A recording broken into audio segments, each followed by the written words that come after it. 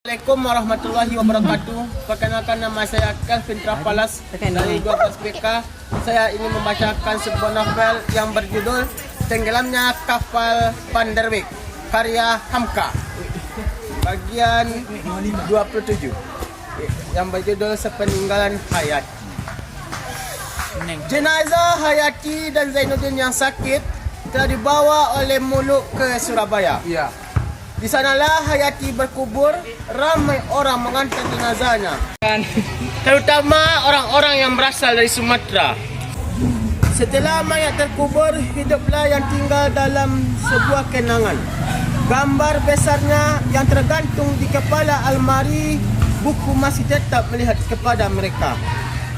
Selendang pembalut kepalanya yang berbekas darah dan gambar Zainuddin yang telah lusuh kena air laut, dan surut penghabisan Hayati yang teringat dari 3 kayu kertas. Semuanya tersusun di atas meja, tulis Zainuddin sebaik-baiknya.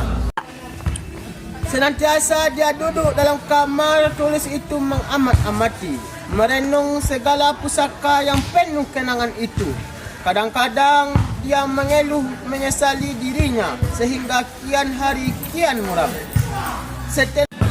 Setelah cukup 3 hari, jenazah Hayati dikebumikan. Diajaklah Muluk oleh Zainuddin pergi ke pusara itu, memarit dan membina kubur dan menanam puding pancawarna di atasnya. Menurut wasiat Hayati, nisannya diperbuat daripada batu marmar yang ditulis begini bunyinya: meninggal lantaran kecelakaan kapal Van der Wijk pada tanggal 20 Oktober 1936.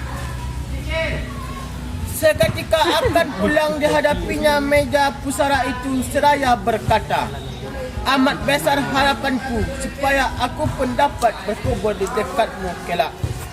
Sejak kejadian yang hebat itu, tubuh Zainuddin kian lemah, kian hari kian lemah. Dada sesak, pikiran selalu duka dan sesal yang tiada berkeputusan. Seakan-akan dipandangnya bahawa hidup yang sekarang ini hanya semata-mata singgah kepada suatu negeri yang majemuk dan tidak sedikit juga menarik hati.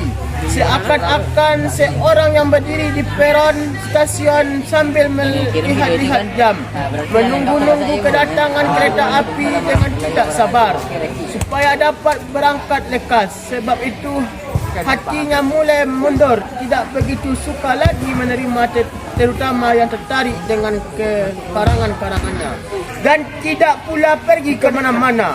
Tetapi jika dia duduk seorang diri dalam kamar, rasa kedengaran olehnya suara Hayati memanggil-manggil namanya tengah malam. Seketika dia menumpang di sebuah hotel di Malang itu, rasa kedengaran olehnya air bergemuruh masuk ke dalam kapal Van der Wijk yang mulai karam.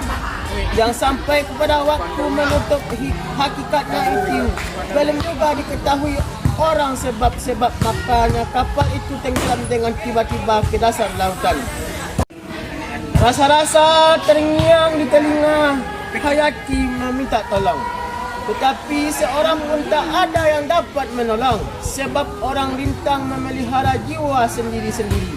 Mengapa makanya dia melepaskan pergi? Mengapa tidak kutahani? Mengapa aku sekejam itu benar-benar menyuruhnya pergi dari rumahku di waktu menangis beriba-riba meminta ia diberi izin tinggal denganku, menyelenggarakan hidupnya, mengembalikan mimpi dan angan-angannya. Terbayanglah kesetiaan dan keteguhan cinta perempuan itu, bagaimana di dalam mengarungi ombak besar. Di dalam permainan jiwa raga, dia mengambil gambar Zainuddin buat dibawanya mati, diikatnya dan di dalam selendang yang membalut kapalnya.